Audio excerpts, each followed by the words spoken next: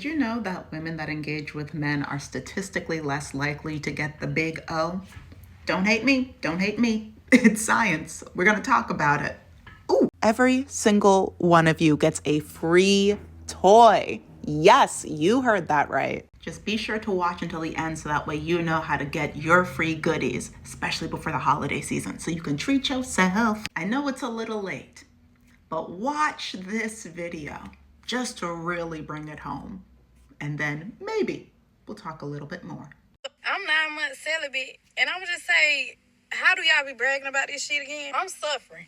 Unattractive men been looking good as hell lately. I'm not even gonna try to sound like one of them bitches that, I wanted to be celibate. Baby, this wasn't by choice. They just won't do right long enough to get it. Not gonna lie, I've been feeling like a wild animal. I know it's gonna be easy as hell next time. Honestly, all the nigga gotta do is breathe on me. Breathe. Now, I'm not saying that a celibacy journey is for everybody.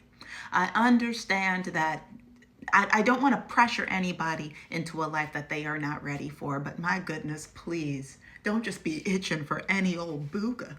She said they could breathe on me. Do you know how often they brush their teeth? Imagine that they brush their teeth the same way that they clean their behinds. They don't.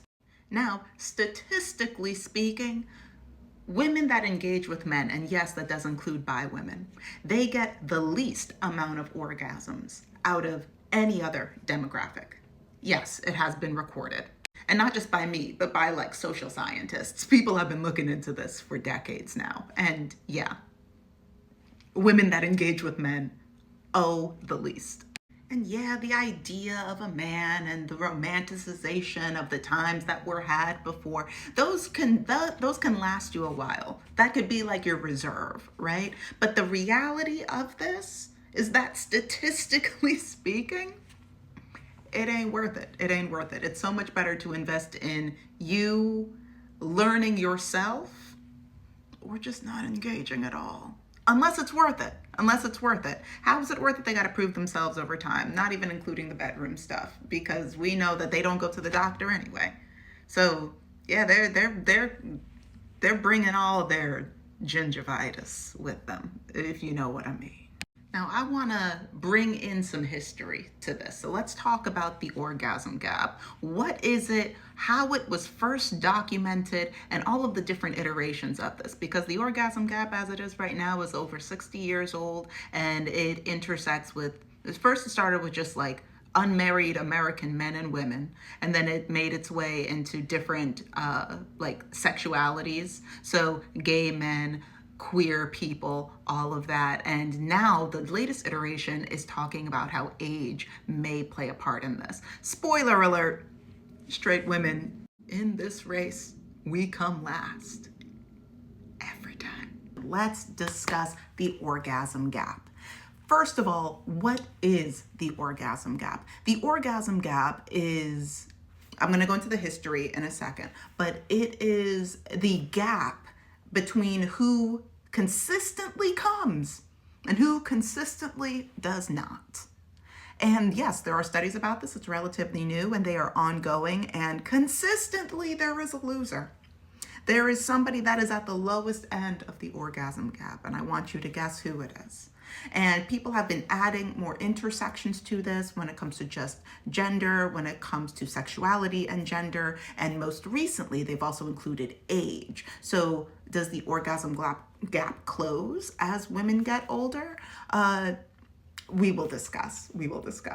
So first, as I said, in 1953, the Kensley Report, titled Sexual Behavior in the Human Female, was created. It's like an 800-page document that talks about sex, basically, and who's having a good time and who isn't. So within this, let's just jump right over to here. So between unmarried American females, 200 orgasms on average before marriage, with 36% having never had an orgasm before marriage, and 10% of all women in the study said that they have never orgasmed at any period in their lives, which includes before and after being married, as opposed to males.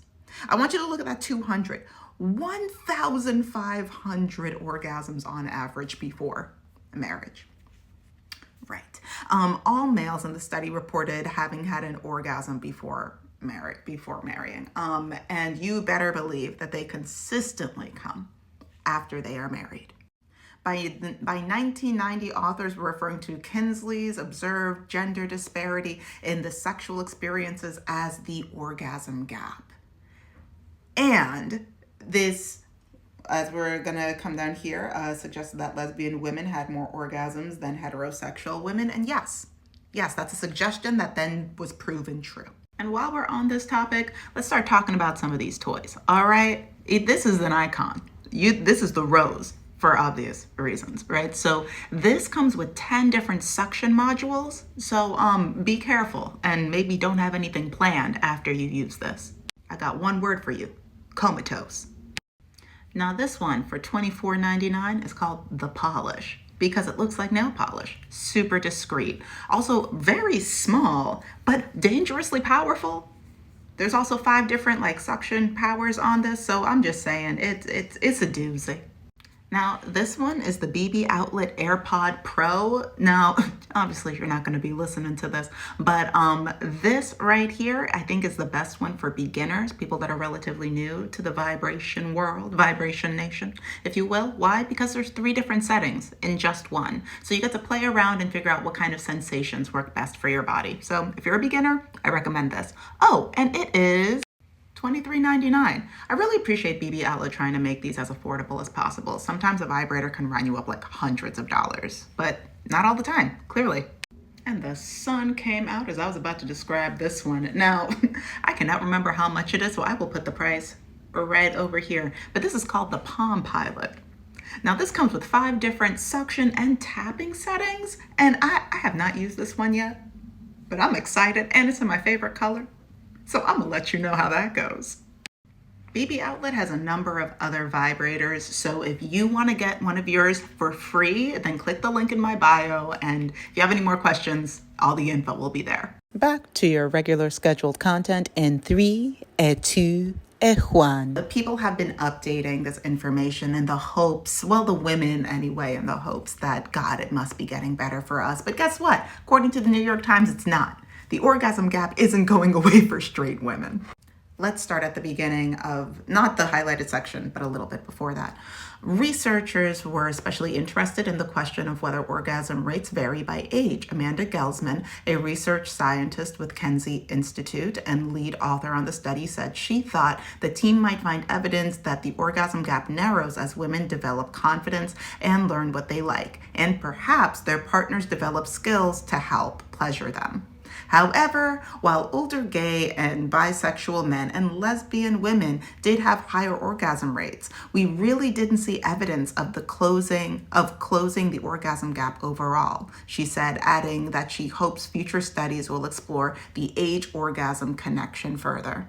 Why do I think that this is? I'm not doubting that this is true. I 100% believe that this is true. And I think that there's a couple of things that feed into this. One, I think that there is still an intense amount of shame that a lot of women and femmes have when it comes to exploring their sexual sides. And that is absolutely a tool of the patriarchy. The less that we know about ourselves, the less empowered we are with how we exist in our bodies in general. And the way what that looks like intersectionally can become very daunting when you really start to dive into that. So 1, shame.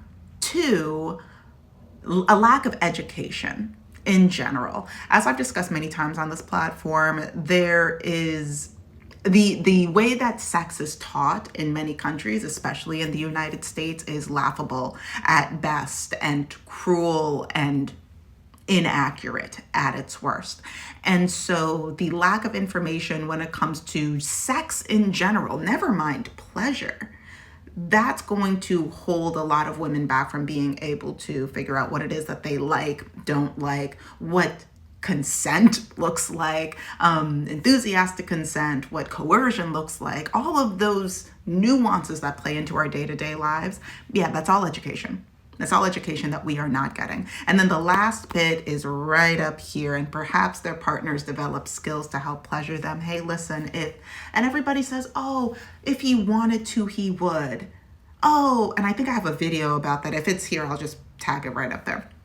But the idea of, oh, you know, if he wanted to, he would. If he will be everything that you want him to be for the right woman. If he don't got the skills, and I'm not just talking about in the bedroom, because I am a firm believer in if he is a good communicator and he knows how to actively listen, he can flip you upside down, inside out, right side, left in the bedroom. But guess what? A lot of these men don't have listening skills or communication skills. So what makes you think that he's going to know what to do when you say, hey, a little bit to the left?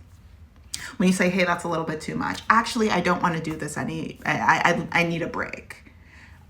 Hey, what makes you think that he can have any of those tools to help pleasure you when the baseline of listening and comprehension skills he don't have on the day-to-day basis? There's a lot of things that go into this, and unfortunately, straight women, that's why we need some of these tools. That's why we need some help, because they can't help us. So we got to learn how to help ourselves. So I want to round out this video with this. Women need to figure out what they find pleasurable and then feel confident and comfortable communicating that to their partners, says Dr. Mint says. That requires an attitude that conveys, I deserve pleasure as much as my partner, she adds. And it also requires a partner who is receptive and open. Dr. Mintz acknowledged that both are easier said than done, calling the orgasm gap an insidious byproduct of patriarchal attitudes towards sex. Whoop, there it is. While Dr. Mintz says that you should be able to say, I deserve pleasure as much as my partner, I would dare to say that we deserve pleasure more than our partners, especially if we are in heteronormative relationships. Why? Because our lives are harder. Our lives are harder overall. Thus, I deserve to get my rocks off more.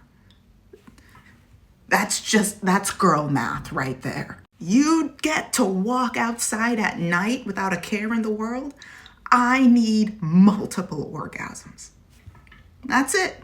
Done and done. Girl math. And yes, ideally, if you would like to be partnered, you would have a partner that is receptive and open. Unfortunately, a lot of partners are not receptive nor open.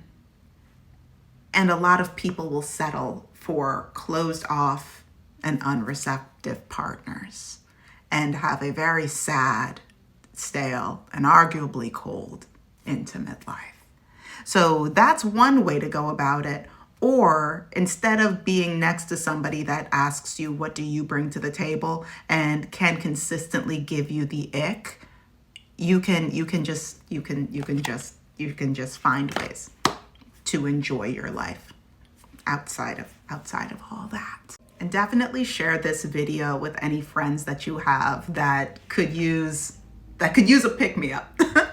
Yeah, so that is all for today. Thanks so much for joining me, and I'll talk to you later. Bye-bye, guys.